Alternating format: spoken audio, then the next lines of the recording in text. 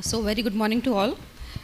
So we'll be starting our presentations from today. So first speaker will be Dr. Rahul Jena from Bhubaneswar. He's a uro-oncologist and he'll be speaking on randomized comparison of MRI versus transurethral resection for staging of new bladder cancers, results from the prospective BladderPath Trial. So welcome Dr. Rahul. Thank you, ma'am.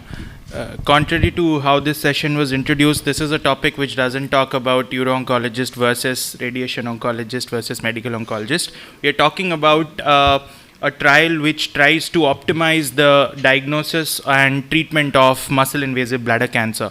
So this is a randomized controlled trial which aims to compare magnetic resonance imaging with transurethral resection of the bladder tumors for faster treatment of muscle-invasive bladder cancers. This was published in Journal of Clinical Oncology in January 2025.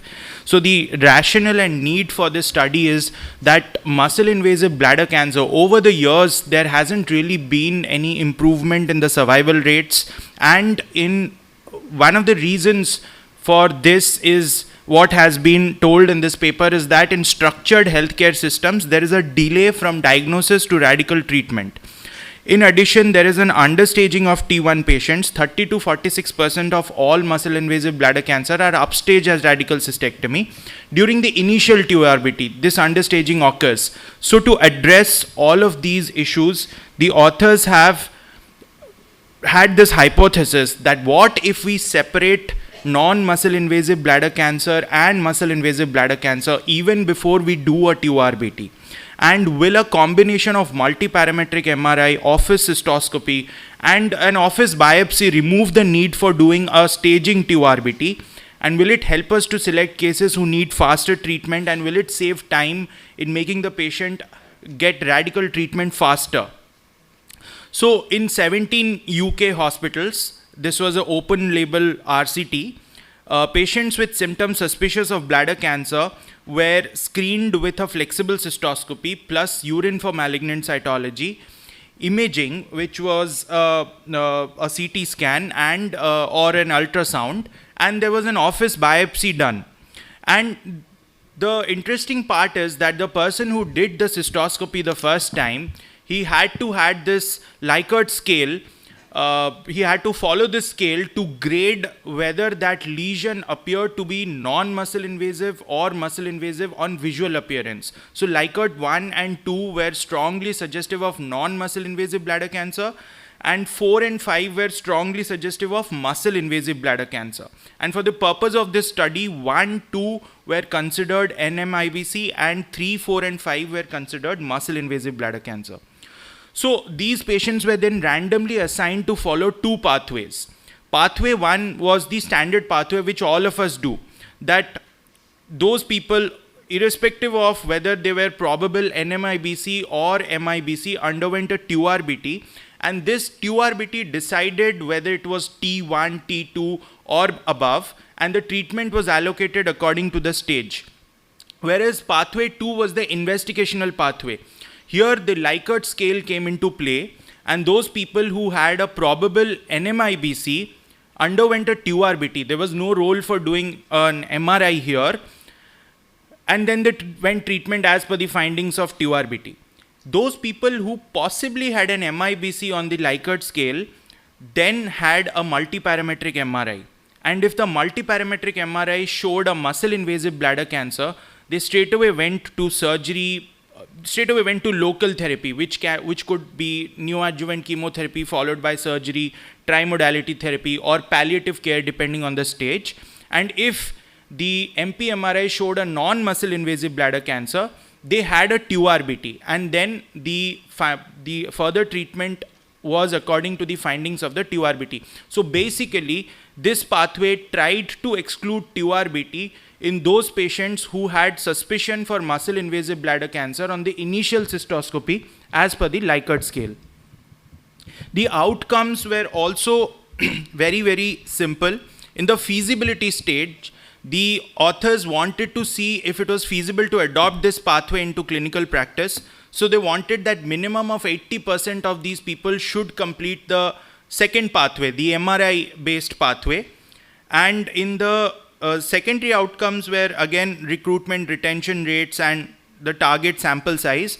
The TTCT stage was time to correct treatment stage. So the primary outcome in this stage of the study, they hypothesized that in UK, 100 days is the average time from diagnosis to radical therapy, so they planned to shorten it by 30 days. That was the primary outcome. The secondary outcome was seeing what was the time to correct treatment for all participants. So this is the consort diagram. We'll go into the results in detail.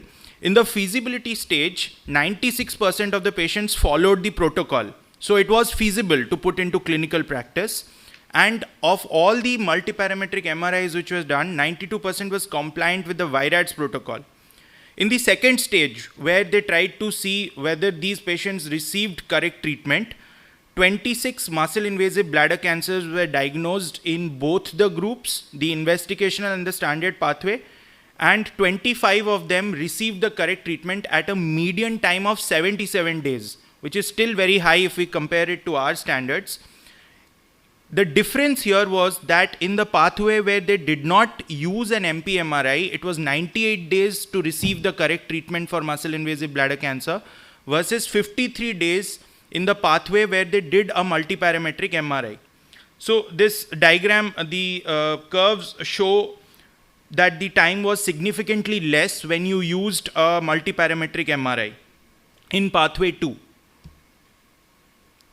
So out of all the 58 non-muscle invasive bladder cancers, the median time to correct treatment was 16 days.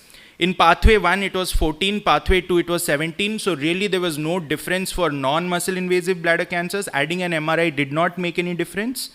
And for all the 143 participants, including muscle invasive, non-muscle invasive, the time to correct treatment was 31 days.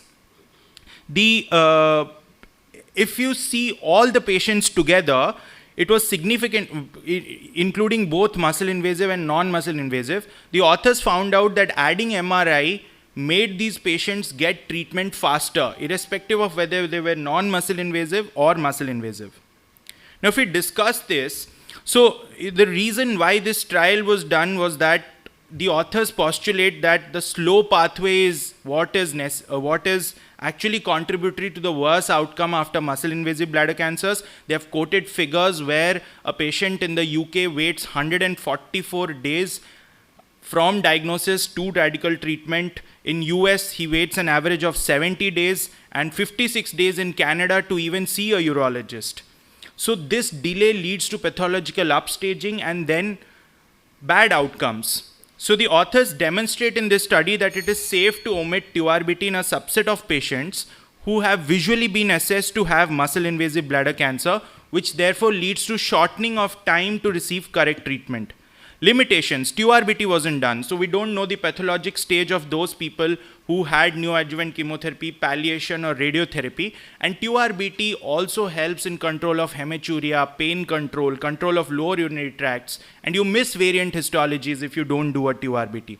And one of the options was trimodality therapy, so unless you are doing a maximal TURBT, trimodality therapy is really not effective.